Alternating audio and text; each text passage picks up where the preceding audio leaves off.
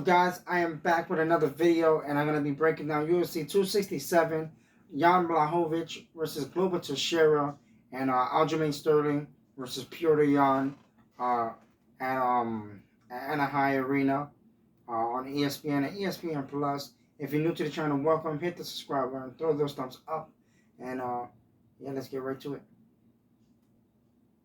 All right, so for the co-main event, we have the rematch between Aljamain Sterling versus Petr Yan. As everybody knows, as the first fight went, Petr got himself disqualified for throwing an illegal knee to Aljamain Sterling. I think it was either the third or the fourth round. Yeah, but that fight was entertaining for a little bit. I think Aljo came out really strong and put it on Yan for a little bit. You know, and then once Aljo started to get tired, and I think that was like after between like the middle of the second to the rough end that happened. You know, I think for Aljo, his game plan that he had going was, I'm pretty sure that wasn't a game plan, him going too crazy. You know, 5 rounds, championship fight. You know, your first time, going for a title, and sometimes the jitters are up there or whatnot. Jan, who had a great performance, I believe he won the title again, the vacated title when Henry Cejudo retired when he fought Jose Aldo and beat Jose Aldo, and that was a great fight alone. You know, he was defending his title against Aljamain. Aljamain, who has come, revamped his career. You know, he's been winning. He's been on a winning streak as of lately, and so he ended up getting the title fight against Yan, and Yan, like I said, started off really slow. Aljamain came out super strong. I just think that it was too strong for his own good, and he just gassed out after a while. You know, he was throwing a lot of strikes, throwing crazy strikes, throwing the wrestling a little bit in there. You know, he just got tired towards the middle of the second to when the fight got stopped.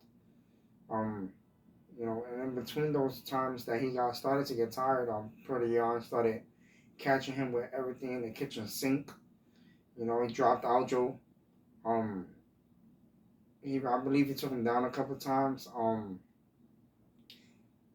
Petr was looking good, and then I don't know, Aljo ended up being on the ground and stuff, and Petr Yan, I guess his cornerman, as we all know, told Yan like, yeah, throw the knee or whatever. And Yan threw the knee, and it hit Aljo in the head or whatnot. I feel like when it comes to that, even if he is throwing an Oscar performance of him faking it, if he was or was not, I mean, he was losing the fight. Obviously the momentum shifted like 100% to Petr Yan, the champ, way. At the end of the day, I'm pretty sure he's not faking it. I'm pretty sure he wasn't faking it at the time. I just think that as Petr Yan knows the rules when they're in the octagon, and he decided to throw an illegal knee, and it cost him the title. He decided to throw that knee. When you have a grounded opponent, you can't throw a knee while you have a grounded opponent. It's not one championship. Like you can't throw a knee while the person is grounded or whatnot. So whether Aljo throwing an Oscar performance or not, it's still an illegal knee. Yeah, Aljo could have said, you know what, forget it. I'm just gonna go out there and finish the fight. I think he would have lost regardless, anyways. But I mean, if he was really hurt, then why I'm gonna go out there and continue to take punches and knees and stuff like that, and taking damage like that if I don't really have to. Yeah, it's a stupid way to win the title. I think it's stupid. It doesn't help. And then Aljo didn't really help himself. Like a few hours after the fight, or the next day, I think it was, he started posting, posting up the title, all this and that. You want people to have sympathy, but then you do that. That kind of hurts himself, and that's what he did to himself. He hurt himself, doing that, and so now everybody's like, well, now you acting now, So I get both sides of the story. Yan, again, should have never threw it. He was gonna win the fight. He was on his way to win the fight. And then he decided to do that. So shame on Yan. Like, if he doesn't know the rules, You know, so yeah, so the rematch is set for UFC 267, and I can't wait. If Aljo comes out with an actual game plan and not come out like he did in the first fight, it could be interesting. Obviously, Jan has the better striking. You know, Aljo has the wrestling too, but it all depends on how either of the guys come out. You know, on top, and see who's gonna win that fight. It's up in the air. You know,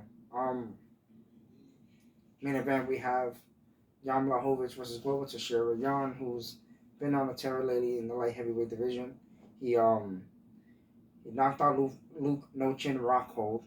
Um, he also fought Dominic Reyes, I believe, to him as well, winning the vacant light heavyweight when John decided to go up.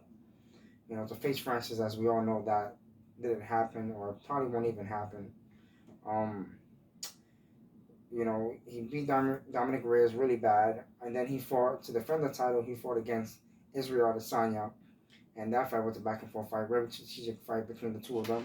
Um, as we all know, Israel Adesanya, you know, very strategic in his approach to the fights. That whenever he fights and whatnot, you know, Jan just implemented his game plan a lot better. You know, obviously the bigger guy took Adesanya down a couple of times. That secured the victory. You know, it wasn't a crazy firefight, but it was a good fight.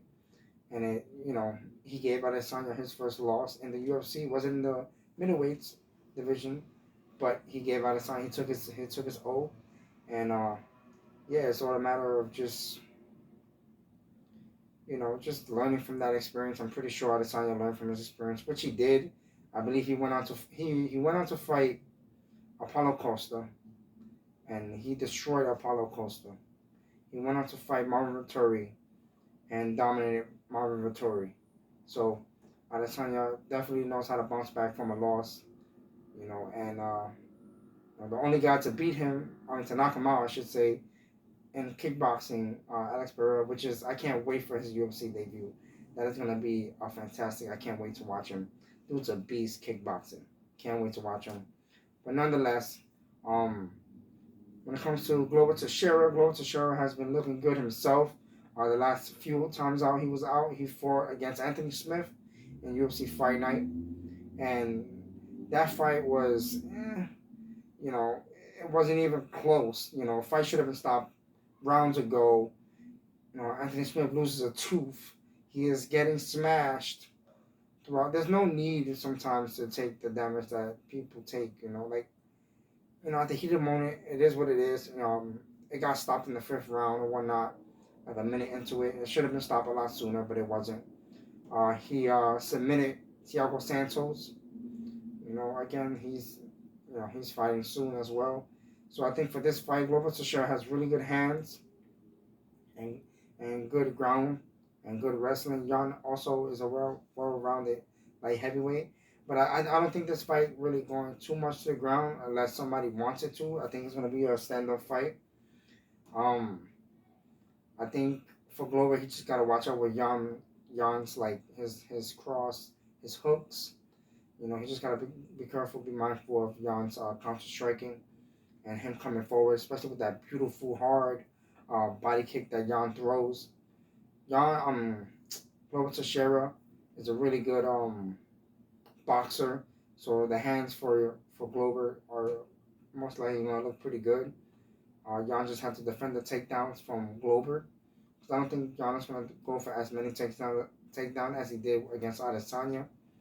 Um, so yeah, I think whoever implements the game plan is going to be the ones coming on top. I think Jan Blachowicz is going to come out on top, either by knockout or by decision.